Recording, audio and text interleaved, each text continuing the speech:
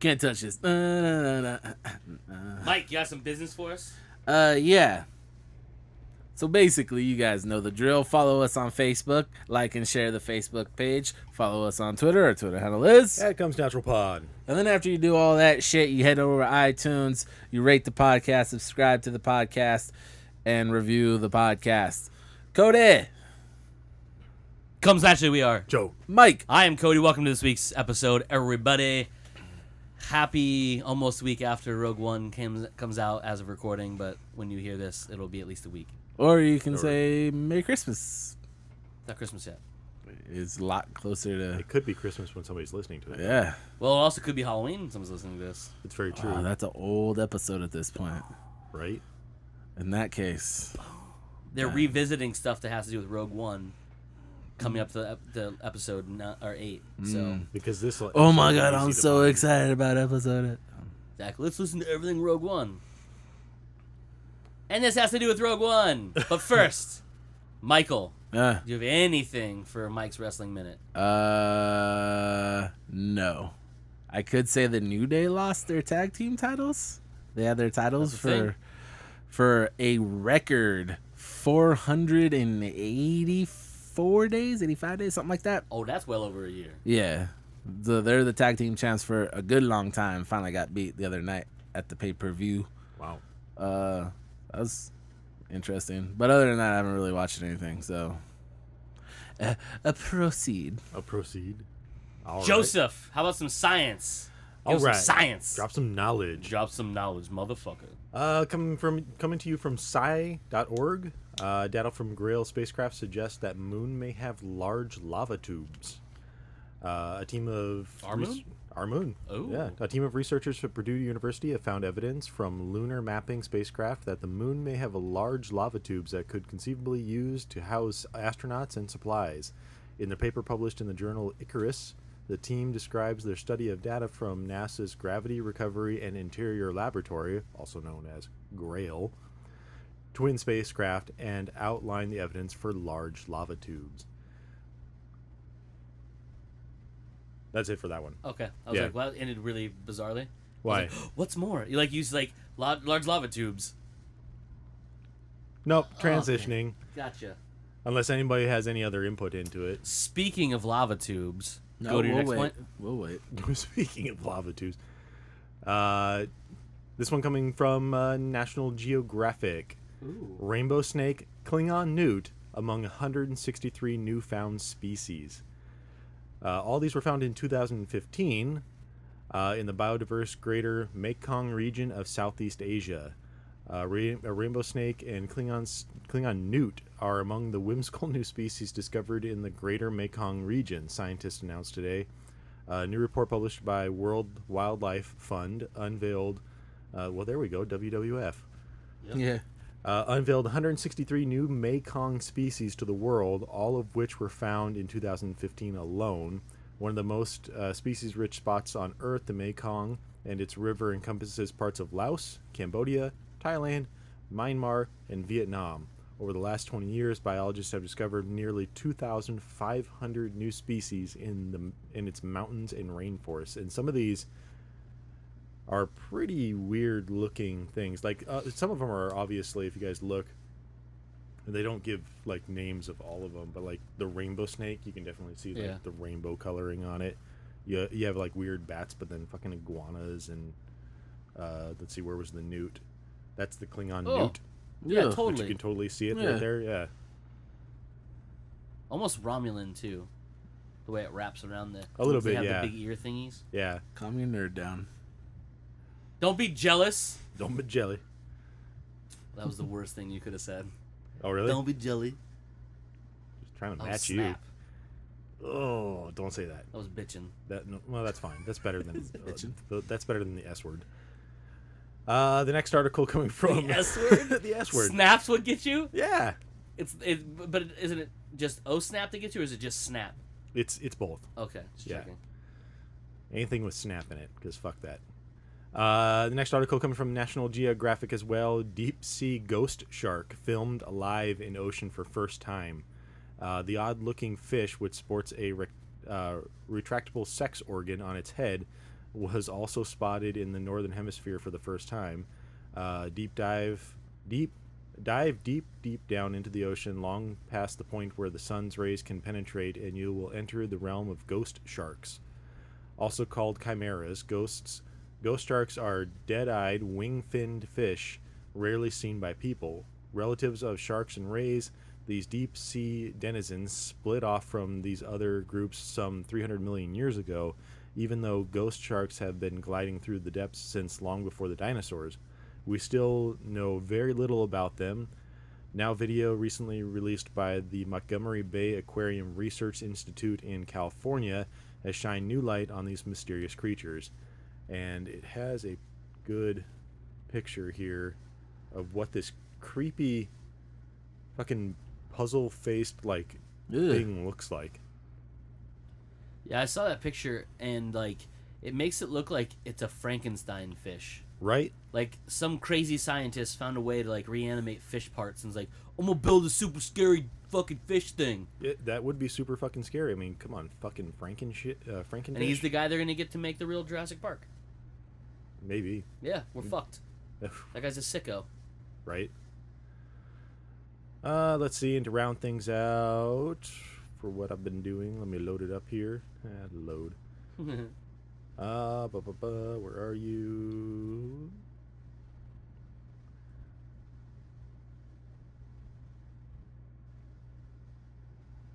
And for some reason I can't find it.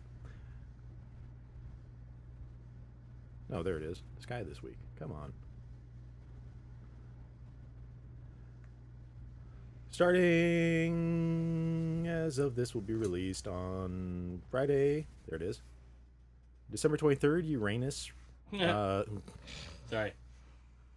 Go ahead. Sorry. He said Uranus and I couldn't. And it's funny to me. It'll be visible in the night sky around climbing to its highest point in the south around 7 p.m. local time. Saturday the 24th, you can look for a lone bright star that hangs low in the southwest during the early evening. And December 25th is this year provides a stunning Christmas star for early evening viewers. And that's it for Joe's Science Minute. Boom. Science, motherfucker. All up in your face. All right. Let's talk about some actual space events that happen. All right. So space events that happened. A little thing called Rogue One came out. Yep. Last Friday. Mm-hmm. It was good. Rad as fuck. Yep. Pretty good. Pretty good. Pretty good. You got your goddamn mind pretty good. Pretty great, you mean? Yeah. Mike. Yeah. Give us your impressions. Of Boop, who? boop, boop, boop. I'm R2. Yeah, not that kind of impressions. Like how I felt about the movie. Yes. I liked it a lot. A lot. It was weird. The first thing I noticed was No word crawl. Spoilers, by the way. Yeah, no word crawl. We're gonna have some spoilers in this. I thought they announced that there was going to be no word call because this is a side movie. There's rumors, but no one. But it was nothing okay. confirmed. So when a long time ago in a galaxy far, far away came up, you're like, all right, and I'm expecting to hit some hard music and word crawl, and it just cuts away to scenery. I'm like, oh, okay, well, it does have some hard music. It goes, "Buh," and then you see the planet show up. But it doesn't have like the ship that's coming. But you're preconditioned frame. at this point. We've had 7 far, far Star Wars movies where we get that, and we get a word crawl. And kind of gives you. I totally get why they didn't do it. It was just like, oh, okay. That's right. This is not an episode. This is something else. So, all right, cool. And then the other thing that wasn't like distracting or anything, it was just like something that I noticed watching the movie is obviously it's a Star Wars movie, but it had a very different feel to it. Oh, yeah.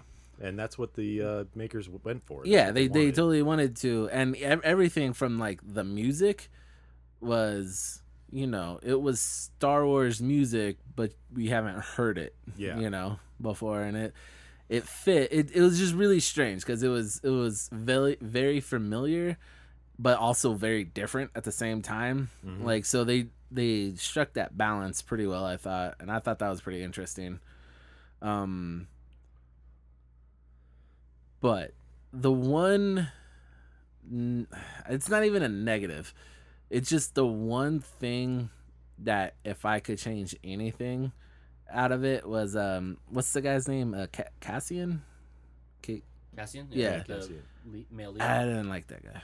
Really? Diego I don't. Luna? Yeah, the The actor. actor? Yeah. Really? There's something about the actor I don't like. I thought the rest of the movie was casted perfectly. Like everyone, I'm like, yeah, I buy him as that. I dig that. I dig this. Blah blah blah blah.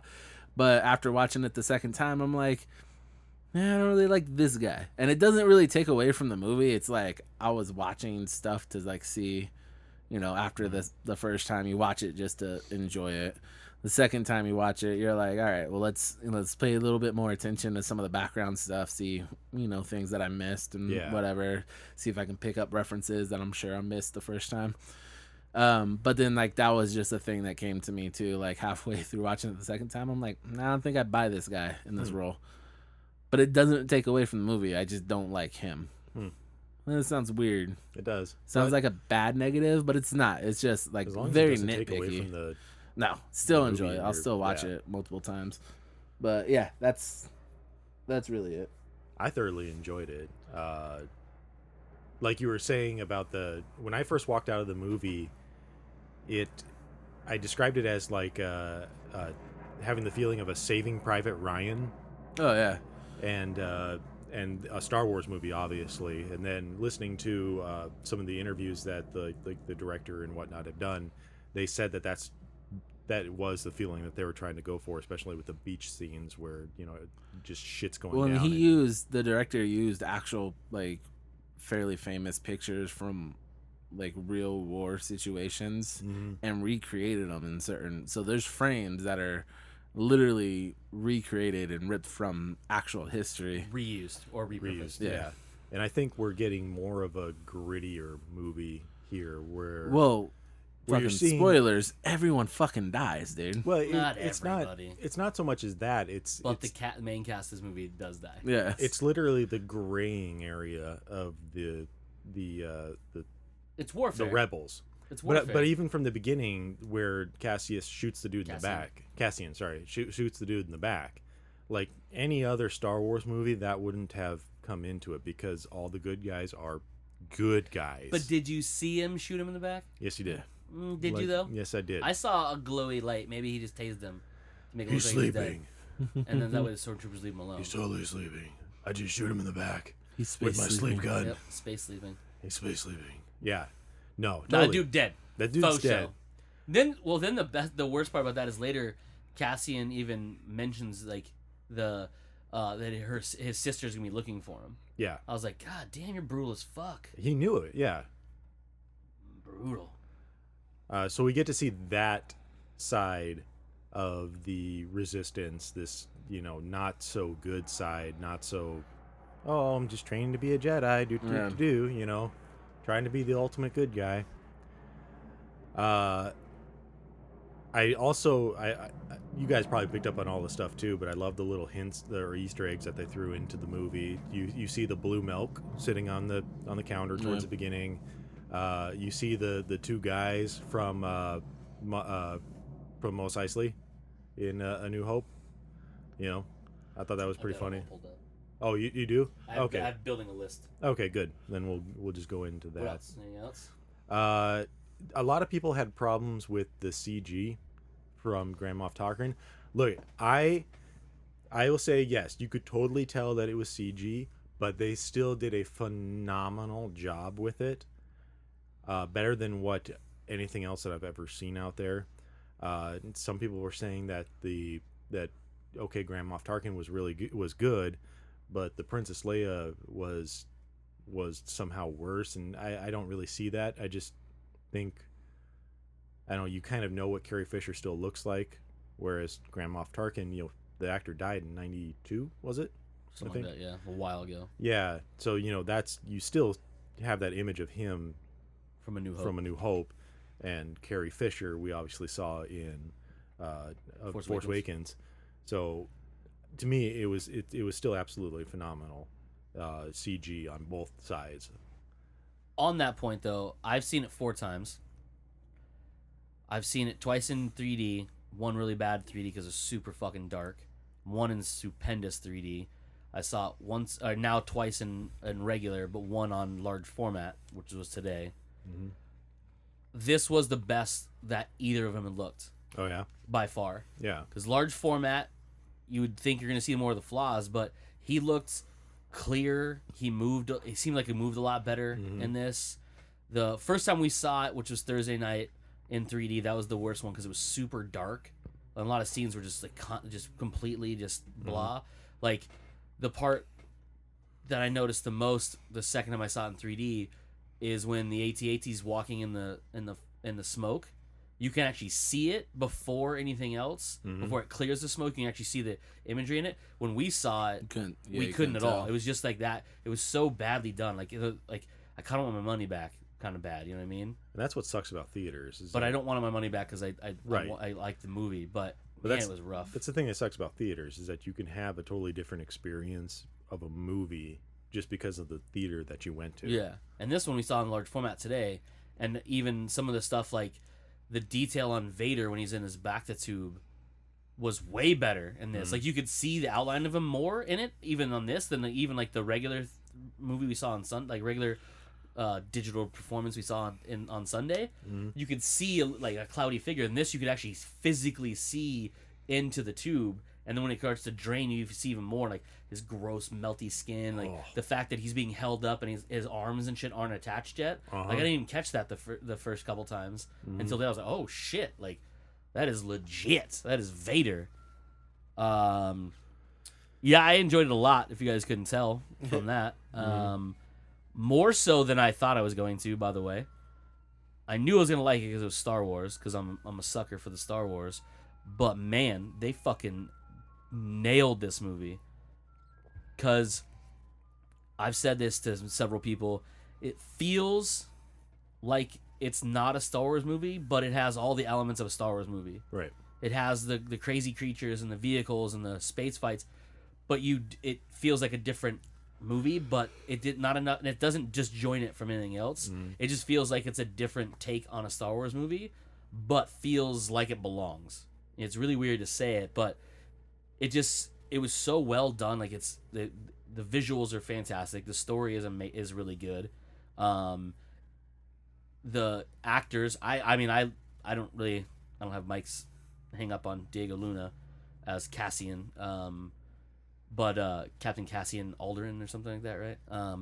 But the one thing that got me is like the story itself was fucking dark. Yeah. Like dark. Like it goes along with Disney's motif of murdered moms and absent fathers. Right? I thought about the same thing at the beginning of the movie. The mom dies right away and I'm like, "Oh, this is a Disney movie." Yeah, it's like, "Oh, definitely a Disney movie." Like other than her not being a princess that you know of. That we know of. I mean, she could be prince of that fucking black sand farming land.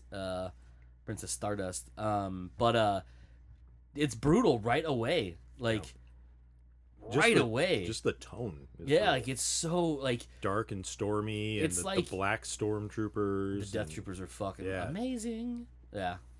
So much fun. So amazing. So yeah, I enjoyed it a lot. I do recommend though, if you get a chance to see it in the digital 3D, hopefully your screen's not as bad as our first one, because the second time I saw it was the 3D's pretty phenomenal. The space battles are some of the best. One of the best scenes, I think. Well, two of the best scenes I can think of. One was on the Calmarian cruiser or the flagship. You see General Raditz look down through the portholes down to the planet Scarif. It looked so good in 3D. Because you could see the distance between him and the glass bottom, and then you could see the planet, all the shit happening below. I was like, "Ooh, that's dope as fuck." But actually, a third one would be when the X-wings are flying through the shield gate. Oh, that part's dope because like you have that over the. They did it a couple times where you're on the kind of over the shoulder of the astromech droid that's in the back of the ship, like when it's flying. But that one, especially because you're going right at it. You can see the ship kind of juddering because of the atmosphere and like just gunning it for it. I was like, oh, it's dope. But the best one again, spoilers, is Vader fucking those dudes up at the end, because he comes walking towards you down the hallway, and like he's literally feel like he's walking, like, you can see that distance of him walking closer. I was like, and then like the saber comes out, it's like coming at you. I was like, oh, this motherfucker. I do like how they began that scene, because the lights just go out in that part of the corridor, and it reminds me so much of like Alien or something like that, where That horror aspect. that horror all you aspect. can hear is his breathing, like Yeah. a little bit. Well, the best part is when his breathing kicks in like heavy, or it's like, Yeah. oh shit, and then you hear the sound of the blade, And it lights up and it that lights side. up, and he's just lit up all And red. it's just him. There's nobody else with him. It's just him. And he's just, and there, it's funny because like there's that split second of like you hear everyone go like And then gasp, somebody goes, and then "Shoot!" yeah, just start on fire, and it just doesn't matter because he's Yeah. just like, and every shot like is gonna be hit him, but he just flecks him off, and I was like, oh, this bad motherfucker. That's why everybody's afraid of him, because that is some scary ass shit. Mm-hmm. Like scary ass shit. Yeah, dope. We'll go over some cameos. Before we get into anything stuff. else, I have a question for you guys, and I've asked people at work this. Seeing how well some of the other movies have done, even the prequel trilogy, would you ever think or want 4, 5, and 6 to be remade, No, like completely remade? no. Think that you never think that those would be remade? No. Well, I think they ever be remade. Eventually, yes, because everything gets remade, especially something as big as Star Wars. No, it won't. Mm. I say that with 100% confidence because this franchise now is going to continue forever. They're not going to remake original pieces of that franchise while they're still pumping out new content. No, it won't be anytime like in our like Lifetime? middle of age. Like we might be older, like, well, some of us might be alive, but like older when it actually happens. Like I'm talking like 30 years down the line where this has stopped being a thing, and like they start doing those. That's the only time. But I don't want it to be done, and I think making this movie the way they did and putting in a Tarkin and a Leia and a Vader, and C-3PO and R2, obviously ties it into. But I think it does a justice of saying, hey, we don't need to remake these. We need to make new ones and flush out the universe more. We need to take these one shots in these Star Wars stories, and we need to kind of make the universe bigger and more full of characters. But let's not dwell on what because the original trilogy obviously isn't bad in any means. It's not bad, but it could benefit from the problem from is an if you update. change some of the stuff, like if you go through, I'm not saying what Lucas did. Like Yeah, I'm not talking talking special features. But when you remake stuff. it, someone's gonna get the idea of let's remake it the way he originally wanted with the, instead of being Endor and the Ewoks, it'll be Kashyyyk and the Wookiees, because that was his original plan. But because he couldn't get budget, Yeah, but you've already got, because you're still trying to keep things within canon, is what I'm saying. well, yeah. But if they're remaking them at that point, they can redo. They can anything. redo whatever they want, but you still have like episodes. Would that be 7, 8, 7, 9, 9, yeah. and so far and going forward, and those are made and will be made off the idea of Of what those we have events right now, have yes. already happened. Yep. So I'm saying is, would you want it to be remade as is? No. No. I wouldn't want to be remade anyways. But what I'm saying is, by the time they would do this, because so eventually, again, we may not be close to being alive anymore. Eventually, they're going to remake these with crazy, future technology of not actually having actors, and it's all like some guy just pokes on a keyboard, and a couple weeks later, he has Star Wars movies made off of a computer of some sort. He just plugs himself in or whatever, But I mean that at that point, they're just redoing it for the fact that in 30, 40, 50 years from now, those movies are going to look that much different than even Rogue One did, because of the fact they were shot on film, and the look of everything was so dated at that point. Because Rogue One did a good job of having newer stuff, but made it look like it could fit into A New Hope and Return of the Jedi and Empire Strikes Back. Obviously, those aren't in order. But that technology could fit into those worlds. Where like if you go back to the prequel trilogy, there's shit that is like it just doesn't look like the same universe because everything's shiny and things like that. You know what I mean? Like because that was everyone's big big thing is like, oh, they had so much technology. Why didn't that push into the why didn't that show up in the other movies? Obviously, we know why, because they were made afterwards. But I mean, because that's a lot of people's big gripe is, oh, it's so advanced. Why isn't that stuff? I'm like, because these were made in the 70s and early 80s, and this was made in 2000. Like, there's a real big fucking difference in technology capabilities, and that's why someone like J.J. Abrams wanted to take a lot of the practical effects and use them and have more of that aesthetic of what the original trilogy had in it. And I think that with the Rogue One, they did a good job of mixing those two things, where they had newer things, but they took and just made stuff you saw in the original trilogy, just made them better looking on film, or on the screen, I should say, because it wasn't shot on film. But no, like the X-wings looked like the X-wings, they just flew better. They flew like they did in Rogue One, or in Force Awakens. They flew way better than they did in the original trilogy, because obviously those were actual physical models moving around on a miniature set, where this was all just digital. There's no green screening, there's none of that, so they could manipulate them and move them like you'd want a starship to move, that sort of thing. But to me, it doesn't take away from the fact, because to me, if you look at the original trilogy, you're like, that's such a milestone the way they made it, that's its own thing. It looks the way it should.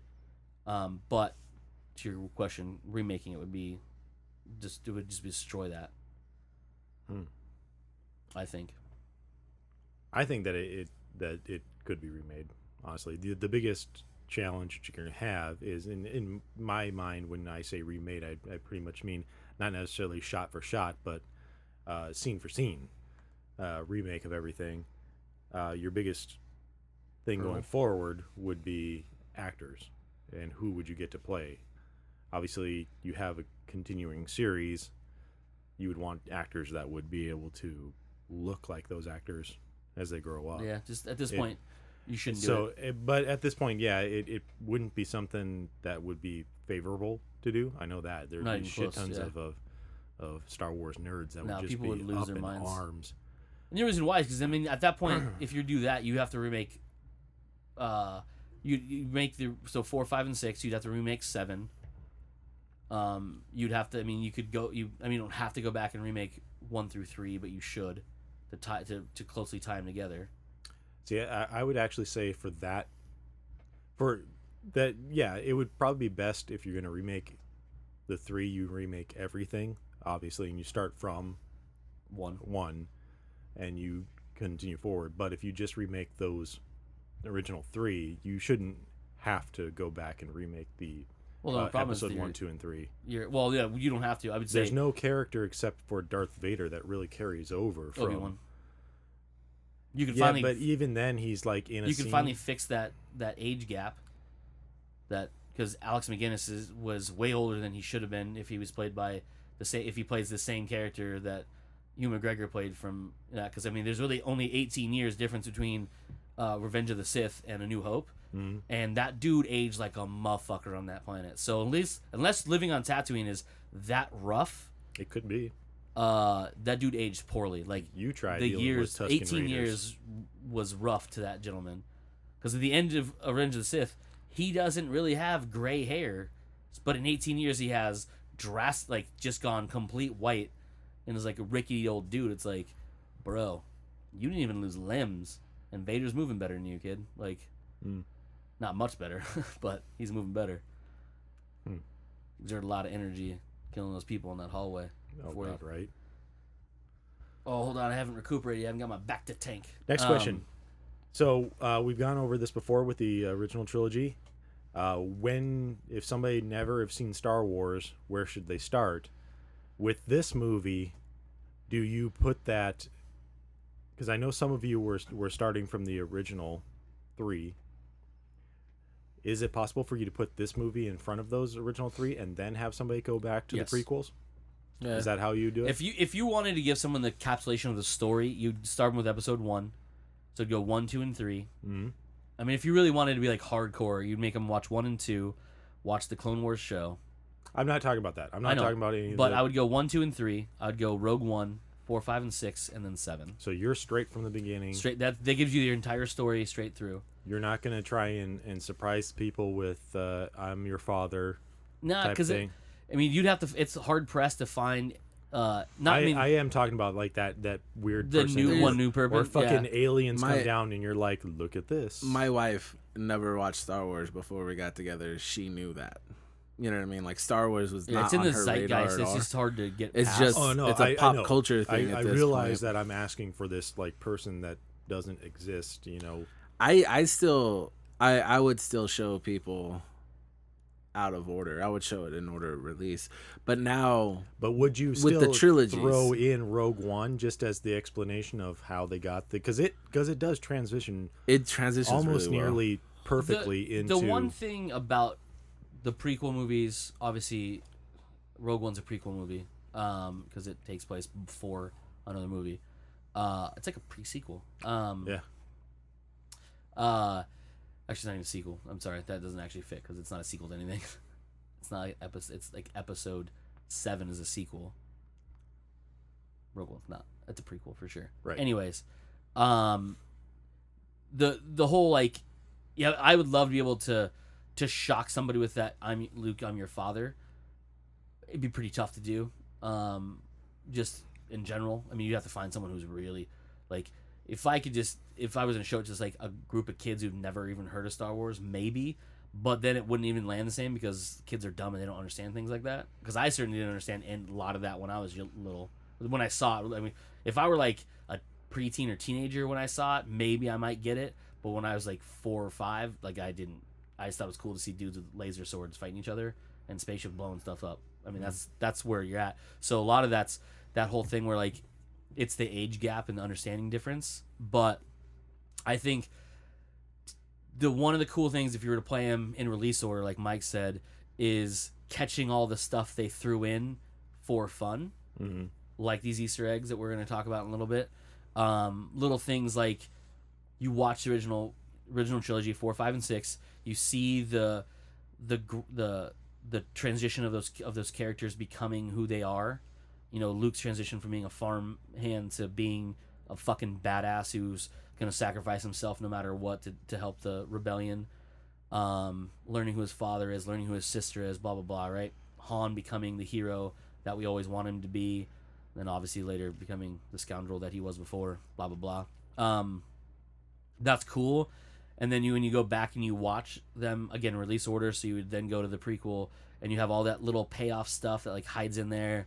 You see Yoda. You see like Yoda be younger. You know, more spry. You see the transition of Anakin to Vader.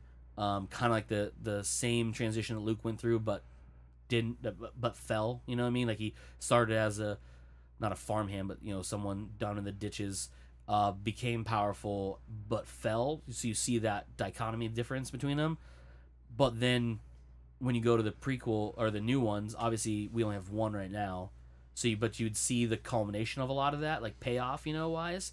And then you'd have Rogue One. It would just then show all these little things. Again, we'll talk about that were from other movies that they had in this.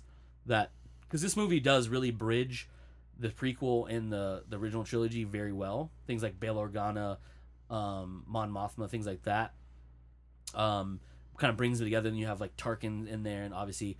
Full Vader, his very end of the prequel trilogy, obviously all the way through the one trilogy. Movie we need though to really bridge the two trilogies is the Vader's fucking orders, which they mention in this the hunt down of the rest of the when Bail Organa is talking to Mon Mothma and he says yes he's been hiding ever since the Emperor's Purge. It would be dope to see that. That's the only movie now that you really want to see in between. That time frame that would link those movies. That would link, that would link the episodes basically. No, I get. I just think that we saw that and understand what goes on with that at the end. I think he's saying what would be cool is to see Vader taking on more other Jedis. Yes. No, because that's the missing link though from the prequels to the original trilogy. You want to see more of Order 66 of Order 66 was killing the Jedi clone troopers. I want to see. I would like the part of I like to see that is the building of the Empire becoming what it is because it came from the Rebel Alliance. I would like to see the emergence of the Galactic Empire becoming that authoritative force throughout the galaxy, and Vader going through and purging all found Jedis that he could get a hold of. Because the Order 66 wasn't just to eliminate all the Jedi. It was part of it. It was the flipping of the control from the Galactic Senate to the Empire. So that was the beginning of it. And when you take out the heads, who again mostly were Jedi, because everyone else was a clone trooper. But it wasn't just Jedi they were eliminating. They were eliminating, like, Bail Organa was targeted, and then the little Jedi came out of nowhere, and one that got away from Vader's original wrath, and saved his life. Then obviously died, but Bail got away because of the sacrifice of that little Jedi. But they were targeting anybody in power that Palpatine knew was gonna be a problem. So that's the big thing about Order 66. But yes, I would like to see more of that too. But yes, to Mike's point, I would like to see fucking Vader hunting down and mercilessly killing anybody who has the ability to use the Force, because that's what he did.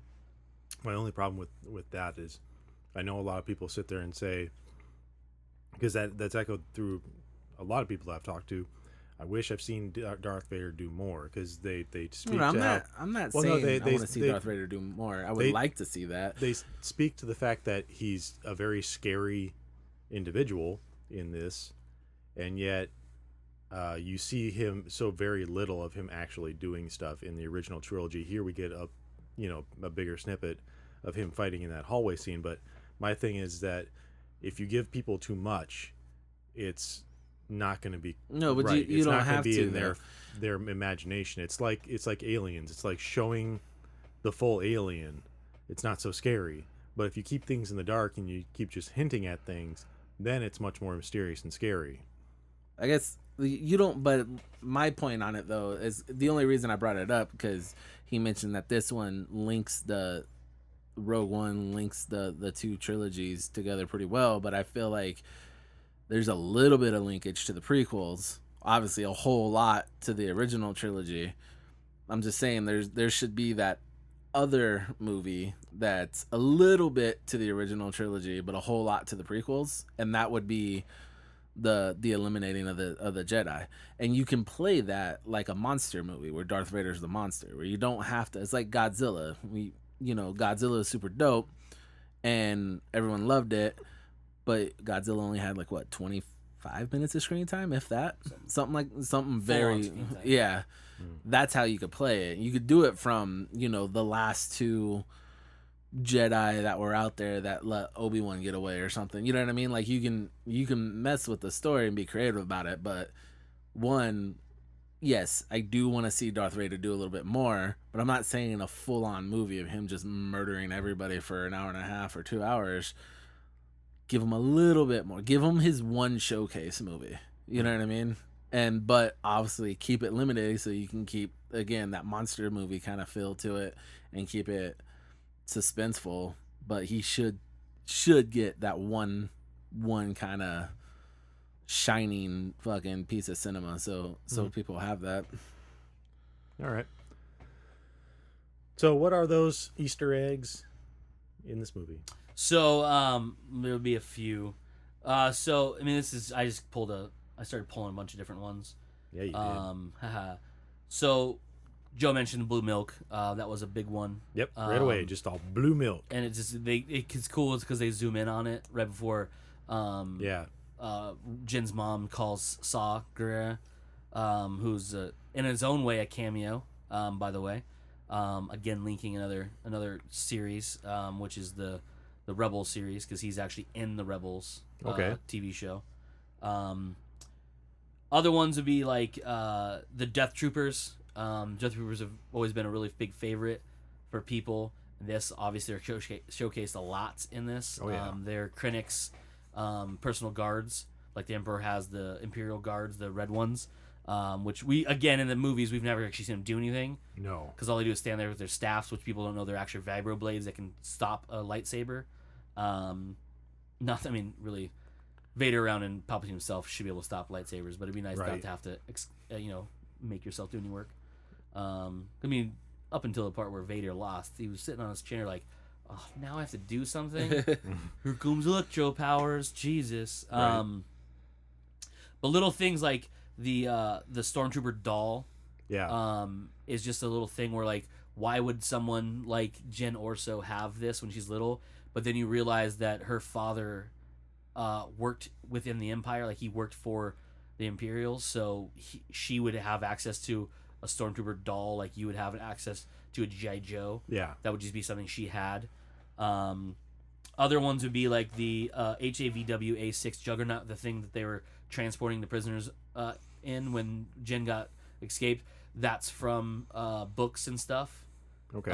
And what you don't see a little bit of, it's very hard, is the little personal walkers that the troopers use. You can see them off in the background, and they're just they look like ATSTs, but instead of it being giant, they're the size of a human that you can ride in. It's just an all-terrain vehicle for personal use. I can't remember what they're called, but they're it's like AT something. It's AT, almost like ATVT in a way, because it's basically made for a single person to be able to go through harsh terrain in. Pretty dope. So they're very like, you can barely see them in there. I didn't realize them till I read some of these after the second time I saw it, and then Sunday and today. Because something like that, you'd really have to be looking at the background. Yeah, dude. Like people like, I'm gonna spend next 4 days just watching this movie back to back, which I would do if I had the money. Yeah. And then you see him in Revenge of the Sith during the big guys.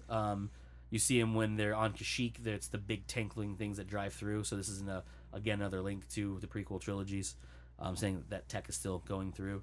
The Jedi Marketplace is in itself a nod to many things. One is Mos Eisley, and the way it's set up is, again, it's on a desert-ish planet. This one's obviously a lot less deserty than Tatooine or even Jakku was, because this had rocky terrain. Yeah. It did have a lot of sand, but this is more of a mountain terrain area, just not very foresty whatsoever.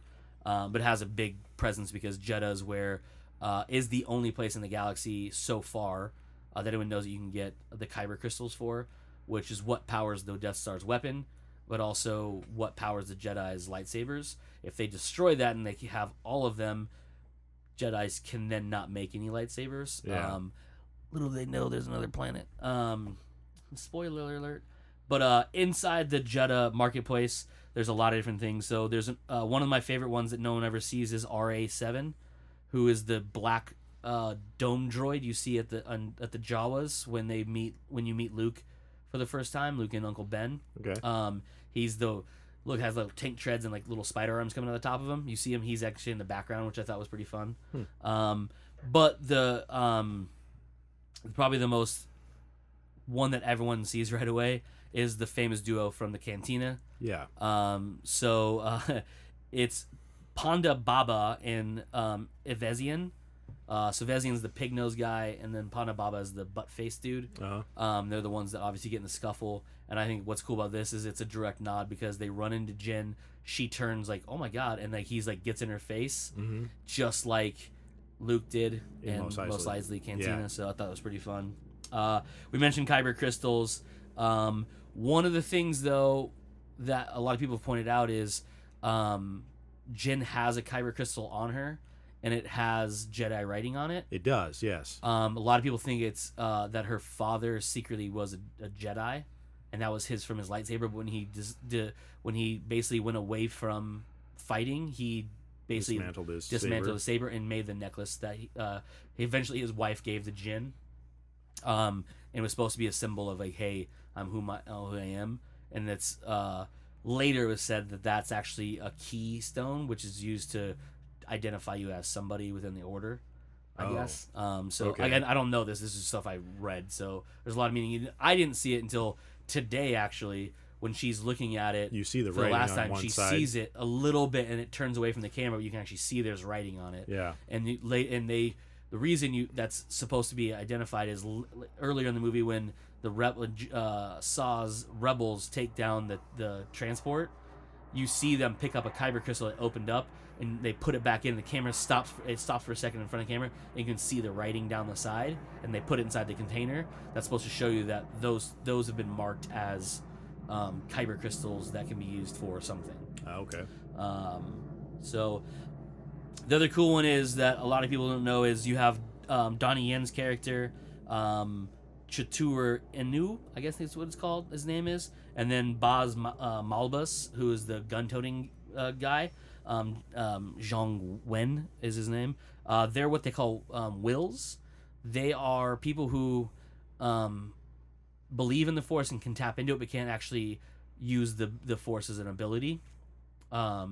So even though Malbus doesn't actually like pray to the Force like he does, obviously he's very guided in the Force because his target is like he's always on target with his gun.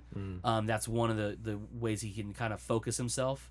And then obviously Donnie Yen's character is a badass and he's fucking kicking the shit out of stormtroopers, dodging lasers.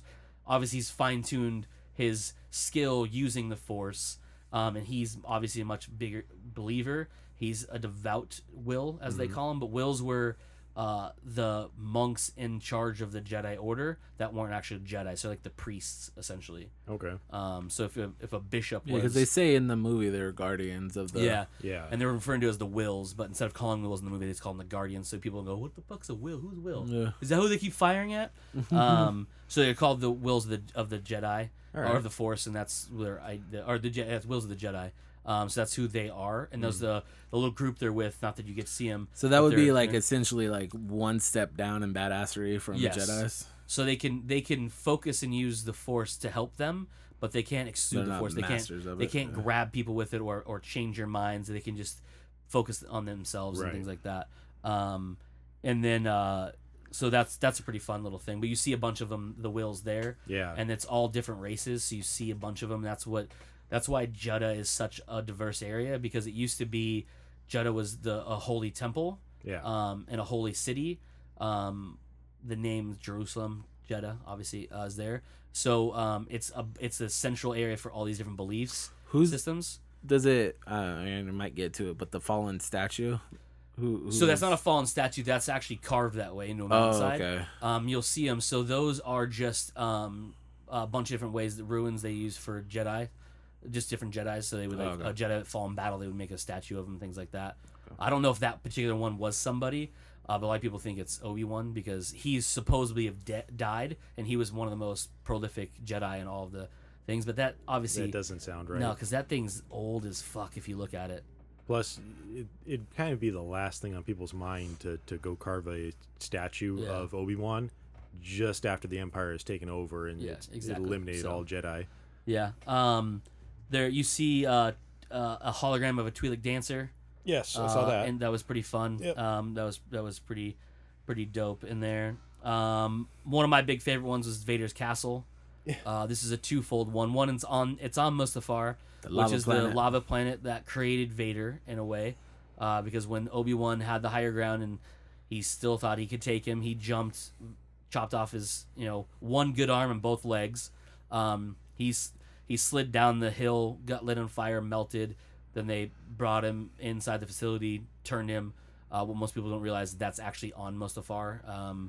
That was done. So his castle was built there, but it's built. It was designed to look like Ralph McQuarrie's original. That was supposed to be used in Return of the Jedi, but was never used. So we finally got to see it on screen, which is pretty cool. Yeah. But Ralph McQuarrie, if you guys don't know who that is, the guy who designed a lot of the original everything. So he's the one that designed what the stormtroopers look like, what the lightsabers look like, even though they don't look exactly, because he had a bulbous design at the bottom that went to a peak, kind of like a rapier sword. But he did a lot of that stuff. It kind of says something about Vader too. Well, obviously we know that he's struggling now. Yeah. But that kind of gives you a hint that he's building his castle in the place essentially either can be considered the worst moment of his life or the final step into the dark side, which could be the best moment or the worst moment. You know what I mean? Like there's some type of, because we know that area is connected with pain physically and mentally, because that's where he finds out that Padme dies too, and that he killed her. Yeah. So that's an interesting point that he would decide to do there, because it's like, well, is he reflecting on the mistakes he made? Is he doing it to torture himself? Is he doing it because he's like, just fuck it, I'm all in on the dark side now, and this is a dope ass place to live. This is the only place I know. So yeah, that's a kind of cool little. It's also the first time you get to see Vader, new Vader, as we'll say, use the Force choke for the first time. So and the only time really uses in this movie. I mean, he grabs a guy by the throat and throws him against the wall, but That's a little different than, you know, choking somebody. And it's cool because like I thought it was super dope because he's walking away, Krennic's mouthing off, and all of a sudden he stops, and you realize what it is, and he slowly turns, and you see the hand, and then like he gives him that monologue, and then just lets go, which is I thought was pretty dope. The components of the Death Star, you can see it get put together. You get to see the dish get put in place. You see the squadrons flying around because they're flying maneuvers in and out of the Death Star, which is pretty cool. Yeah, it's just it's nothing crazy. It's not obviously not an Easter egg you can miss. Yeah, that's not really much of an Easter egg. Yeah, but it's just cool to see those components being put together, and the fact that they reshot and reused some of the scenes of them preparing it. Like when you see the guys against the box unit, when that's more of Easter eggs, yeah, because that even transitions into the unused footage that they used for them, which I will get to right now, actually.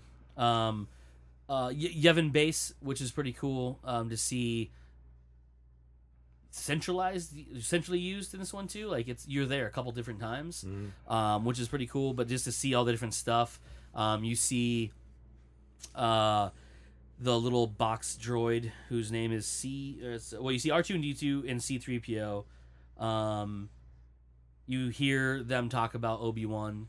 You hear them talk about Captain Antilles. I caught that. I was like, who I thought was they were mentioning Wedge, but Wedge didn't become a captain until for a couple years later because he wasn't a captain until Return of the Jedi. This is his dad that they're talking about. His brother. Oh, his brother. Who was I thought it was his dad. His older brother, who's a captain on.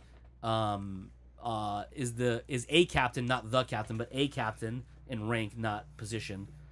He wasn't a captain of the ship, but he was a captain on board Leia's cruiser when it got taken by Vader, and he's the one that actually gets choked by Vader in the beginning of A New Hope. That's him, and you see him outside when Bail Organa is leaving from talking about Obi-Wan. And they basically they need to find a way to be safe, and she says, do you have someone you can trust? And he says, yes, I would trust her with my life, meaning his adopted daughter Leia, whose ship is on board the flagship, and that's where Antilles is at. So pretty cool. His name, if I don't know if it's in this one or not, it doesn't really matter, but basically Captain Antilles, who everyone thought was Wedge, but you can visually see he's not a pilot. He's actually dressed in the Rebel Alliance outfit with the weird little shell helmet and everything. Yeah, the super weird helmets. Yeah. This is where you get to see the first link to the Rebels TV show other than Saw. You get to see the Ghost, which is a ship we talked about before on here, I believe, on the show. But the Ghost is visually seen sitting outside the hangar when Cassian and Jyn are walking towards the U-wing for the first time. You can see at the front of it at there, and then later when the private is running towards Senator Mon Mothma to tell her about the fighting above Scarif Base, you hear the overhead announcer say a name. It is not that one. Sorry, wrong one. Man, I lost it. You see, I can't remember her name from Rebels because I haven't watched it. General Syndulla, that's what it is. She says General Syndulla. She's a captain in Rebels, and she's the captain of the Ghost, the ship you see. Okay. So now she's a general. So it's pretty cool to see in there too. Because they're talking, right? Shouldn't they say like Rebels is gonna end basically the Rogue One, basically? Essentially, yes. So basically, the break of so Saw Gerrera is going to show back up in the Rebel series, and him breaking away from the Rebel Alliance, becoming the rogue faction, but the more crazy, a lot more deathy kind of rebels, Yeah. The dissident rebels. That'll happen in that show, breaking that, but they'll bring it in and things like that, which is pretty cool. So yeah, you hear General Syndulla being paged over the monitor because they're getting ready to go, and then of course when the battle happens over Scarif, you see the Ghost jump in next to the Calmarian flagship, which is the big one that gets disabled and blah blah blah that Leia's on. Pretty cool there. the battle over Scarif has a couple different Easter eggs. One is the shield ring, the gate ring, is basically the same technology they planted on Endor to shield the Death Star 2 when it was being constructed. Obviously, it can project a shield around a planet, so they just mounted it on a moon, and so they could project it around the Death Star while it gets built, so no one could attack it, because they made it bigger, and because they made it bigger, and the Rebels obviously are looking for it, they need a way to protect it, and obviously it protected it because just like in this, you couldn't get through it once it was shut. You had to actually destroy it somehow, and instead of destroying a moon, you had to actually go on the moon and shut it down and Return of the Jedi. So kind of gives you those correlations into, which is pretty cool, if you ask me. Little things like the Hammerhead cruiser has been in a bunch of different things. Yeah. This is obviously it was more focused on in this, but it's been in a lot of the video games and things like that. Mouse droids, obviously you see those are more widely used because really you only ever saw them on the Death Star. So now you see them there on bases everywhere else. New variations. You saw newer variations of the TIE Fighter, which is the planet-based ones. So TIE Fighters are more for space battles because they don't have directional. But when you're in atmosphere, you can't just turn on a whim, especially with flat wings like that, because resistance would stop you from flying. That's why you always see them kind of buzzing slowly, and they're still decent on planet, but they don't turn as well. You see the new ones, which are called TIE Intersectors, I think is what it is.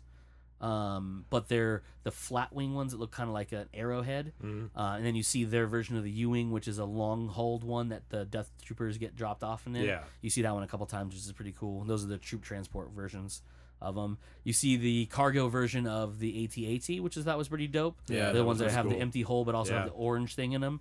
Which you see Cassian and Jin with K2 going in, goes from one to the other. I would have liked to see those coming out of the ground, but then again, it would have spoiled the whole coming out of the smoke thing. Yeah. Because I really want to know how the fuck you don't see those coming. There has to be a big ass elevator that lifts them up, because even if they went down like on all fours, like you've seen them before, like if you've ever seen them like in comics and stuff, you would see there's a giant, like what looks like a metal camel just sitting on the ground. Well, you would think that coming in as you're flying in, you see the whole all the landing pads and stuff, and you don't see any of those things. Those so they have to things come are from huge. somewhere. Yeah. They don't just like hide behind trees, but oh, there they are. Okay. It'd be hilarious. Right behind those palm trees, you see them poke out. But those were devastating in this too, because you see them.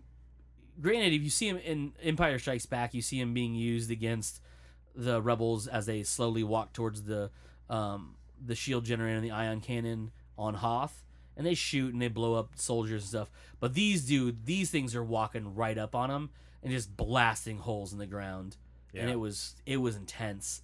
One of my favorite scenes though of those is you see him walking across from one pad to the other, and the stormtroopers are in front of him, and instead of like running ahead, they're just chilling back with him. It's like, nah, because if you're shooting at us, you're making a mistake. You need to shoot this, so I'm just gonna pick you off. Yeah, and it's brutal because there's like stepping. It's like, God, like when he yells out, "Bring the garrison out," I was like, dude, these 10 dudes are about to get fucked. But it's super dope. The U-wing is pretty cool too. By the way, if you don't know, a friend of our show, we've talked about him here before, John, who does concept art, actually worked on some of the designs for this movie, but his design wasn't picked for the U-wing, but his design is in the Art of the Star Wars of Rogue One book. Nice. So that's pretty cool. Very nice. In there too. And then it brings us to the ending of the movie. Cameo by Princess Leia, voiced again by Carrie Fisher. But there's little things on there because you see her on board it. You see it undock itself from the Calamarian cruiser and then jump to. But my favorite part about it is, and I pointed this out after I saw it the second time, is you see the Lucas version of hyperspace or of light speed versus the newer version. And what I mean by that, it goes from the dots to the straight lines versus the blue aura going around it. And that's an homage to the original because that leads directly into A New Hope. And it's kind of, again, it's one of those visual bridges to it, which I thought was pretty cool. But you see, obviously, we don't see how C-3PO and R2 got on board her ship, but they're there. Yeah. Because obviously the base is, Yevon is being, not evacuated, but everyone's rushing to a ship. And obviously they get on some kind of cruiser ship that goes and obviously jumps in after the Calamarian cruiser docks, and then the whole thing happens with Vader and blah blah blah. Yeah. Do you guys want to talk about some of the recent released reels or stuff that was cut? Yeah. Yeah. Okay. I heard they're gonna show what a Nerf herder was. I serious. I read that. I did read that. Yes. The directors were actually gonna throw a little scene in to explain what a Nerf herder was and why that's an insult. Looking Nerf herder. No, the only thing we could talk about really is that from the trailers you saw, if you paid attention, you saw Jen running with the hard drive for the Death Star plans in the trailers, and obviously you watch the movie and you're like, well, that didn't happen. It doesn't happen. Cody can go into it much more deeply. I know I saw that after like the third time, after I saw the trailer and watched the movie and then saw the trailer again, noticed that. But yeah, I don't know. Cody, go into it. So basically, what Joe's trying to say is there's a lot of stuff from the trailers that people are noticing that aren't in the movie, and it happens a lot in every movie. This one obviously is scrutinized a little more because it's Star Wars. But one of the big things is that whole sequence where they're running with the group of them, Jen and Cassian, and even K2. You see them running with the plans from the invading forces trying to get away. Spoiler alert, that does not happen in the movie. They never actually make it out of the tower with the plans. They broadcast them up through the now destroyed shield to the Calamarian cruiser, and then takes them, puts them on, sends them over, and then downloads them onto the diskette, gives them to Leia, blah blah blah. So what happened was this: production was heavy into it. They shot that stuff early because you want to shoot a lot of that actiony stuff way ahead of everything else because it's the most technical. Mainly because you have the AT-ATs aren't real, so it has to be digitally put in. So you want to give those people all that time to work around the real footage and add in what they need to, take away what they don't, blah blah blah. CG and characters like K2, for example, who is not a real droid, is completely CG, which they did an amazing job on because it's hard pressed to think that wasn't a real fucking like BB-8 style droid that was just turning his head around. I was like, "What's that? Seems real." No, none of it's real. Nope, none of it. Oh, cool. Alan Tudyk was amazing. So basically, after that was done, and they did a bulk of the shooting, there was rumors and confirmed that Disney greenlit reshoots. Many times, due to internet trolling, that usually is bad for movies. I'll give you an example: reshoots for Suicide Squad. That hit heavy because they had reshoots. That everyone's like, oh, they don't like what they got. They're trying to fix it. We found out later, in the instance of Suicide Squad, wasn't that they didn't like it. They actually liked it a lot, but there was some stuff they couldn't do because of the budget. They gave them more money to then reshoot things and add things to it. So it wasn't that they weren't happy with what they had. They liked it so much they wanted to give them more. Unlike what happened with Batman v Superman, where the reshoots were to fix things they didn't enjoy. They didn't like. They didn't think people would like. Yeah. This was actually nothing like that. So the reshoots weren't to add things. It was to change things, not because they didn't like it. It's because they changed the ending of the movie. So in an interview with Empire, Gareth Edwards was asked. Empire. Yeah, I know, right? What were some of the? Can you give us some details of what this so-called original ending was? And so basically, what it was gonna be more of a kind of a Star Wars happy ending, original Star Wars happy ending. Obviously, definitely not Episode 7 kind of happy ending where one of everyone's beloved characters gets stabbed through the gut by his son. That was more of a newer type of happy ending, air quotes. Yeah. This had everyone survive. They got off of Scarif. The plans were then given to Leia. Blah blah blah. Right. Well, someone said, "Hey, if they got off the planet, why aren't they more prominent if they were so integral?" And she knows that there's a layout. They have the layout. They know what's going on. Shouldn't they have been featured in A New Hope? They should have been brought in on that whole thing. Yeah. That's the problem. in A New Hope, we were told that many Bespins died trying to get this, right? So that's what this movie is about, is we have to get the plans, right? So they said, hey, you're right, we should probably change that. And they're like, but we can't just kill them all, right? And they're like, no, they won't let us do that. Like, Disney's not gonna let us kill all of our main characters. So they went to Kathleen Kennedy, said, hey, this is what we want to do. She said, well, okay, so break it down for me. He's like, I want to kill a bunch of them on this last planet in the third act, changing what happens. She goes, all right, well, write me a treatment. So they wrote her a treatment. She said, go ahead, but I want all of them dead. It's more of an impactful thing. Mm-hmm. He goes, wait, what? She goes, no, go ahead and do it, but they're all going to die. And it was very impactful. And he's like, wait, really? She's like, yeah, no, go ahead and do it. Here's your money. Here's your time. Go get your actors back and kill them off.